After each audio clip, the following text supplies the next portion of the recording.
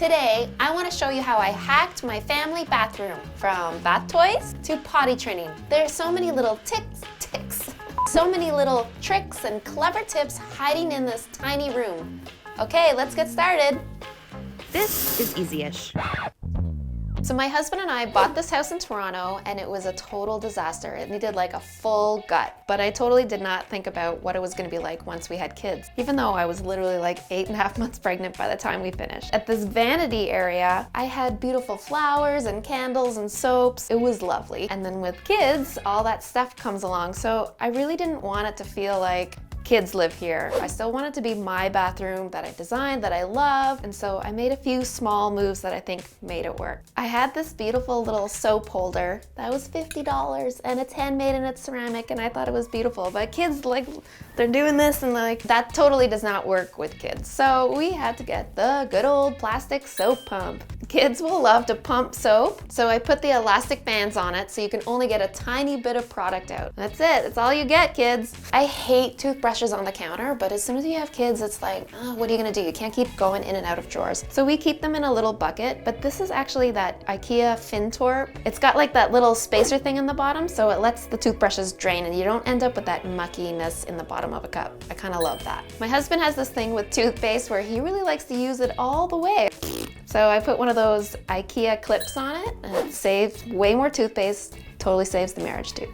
My #1 tip for a family bathroom, organize your vanity. Get yourself a bunch of storage containers. And I think it's really important because mornings or bath time, they're already chaotic. And this way you just know where everything is and you're good to go. You totally don't need those fancy drawer dividers either. I mean, I actually just reuse like a plastic bag container and I have an egg carton in there. You just need something to divide the stuff up. I actually keep my razor in this drawer, so I have this really cool hack where I just put a bull clip on the edge, and that way if kids happen to get in the drawer when I'm not here, I know it's covered. My bobby pins too, they were like all over the place, so I took one of those magnetic pin cushions and they keep all my bobby pins in one spot. So if you buy stuff for your bathroom, get rid of all the packaging and just keep the product. That way you don't bulk up all your drawers.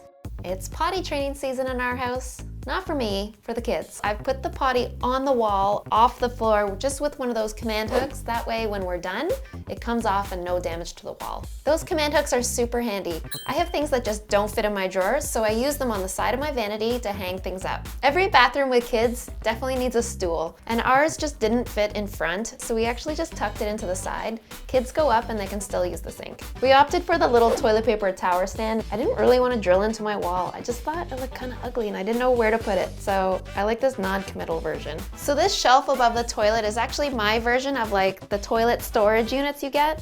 I don't like those things. This is my shelf. Kids are not allowed. I still want my glass apothecary jars. I still want my own product, and I think plants are really important in a bathroom space. So vertical storage is really important because there's not a lot of room on the floor. I have this basket of like washcloths because it never fails. It's bath time and I forget the cloth and I can't leave the room, so I just keep these on hand. Bath times happen practically every night. I got this plastic bath, what are they called? Plastic bath caddy that holds just enough toys and just enough product. Same thing, I just don't want to overcrowd the tub. I feel like there's just too many bath toys, so just have way less, and that way you can rotate them out if they get bored. When it comes to bath safety, there's two options. There's those big rubber mats that suction to your tub. Those work really well, but they are a little bit grimy, difficult to clean. But if you do it once a week, no problem.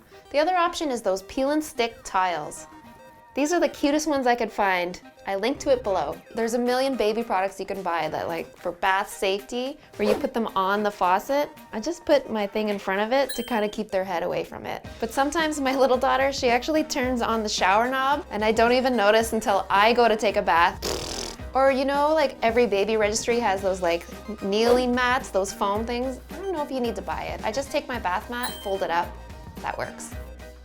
In the bathroom, I'm a firm believer of hooks over rods. Kids cannot put towels on a rod. It's just not happening. They end up on the floor. Instead of doing a towel bar, I just decided to put hooks everywhere. Easy to do. It's a lot easier for kids to do. All parents usually have that little plastic cup to rinse hair a lot easier. They're so ugly, so I just got this one from the kitchen. I don't know, it's way cuter. I mean, it is. It's from the Drake, and it holds the shampoo.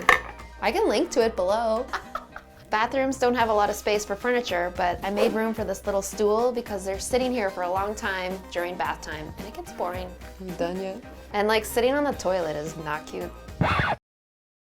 Bath time, I'm running the water. Kids are not in the bath yet. I go out to get a towel and they've locked me out with the faucet running, and this tub fills up fast. So you need one of those little stopper things on the door so they cannot lock you out. I saw online someone took a pool noodle, cut it and put it on their door, and I was like, oh, it's just too ugly, I can't take it. Just go to IKEA and get those little door stopper things. They're like $2. It's a perfect solution. Okay, we're gonna try a new thing. It's a rapid fire Q&A called Just Ask Mandy. Okay, go. Biggest splurge in the room? Oh, actually, you know what? It was the tile, marble tile.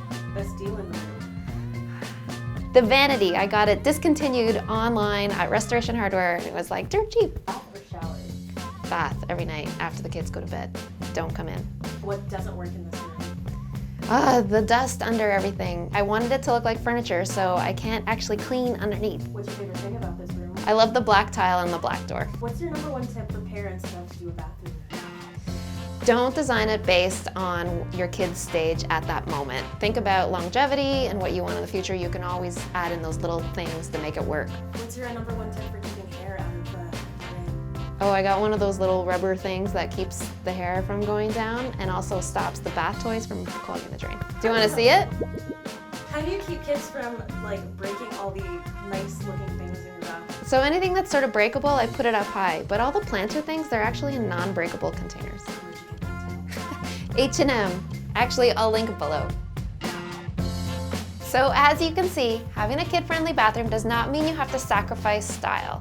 If you have any questions about how to make your space more kid-friendly, please let me know in the comment section below. If you like this video, give it a like, and if you're new to our channel, don't forget to subscribe. You can click down here somewhere and tap that bell so you never miss a single episode. Done!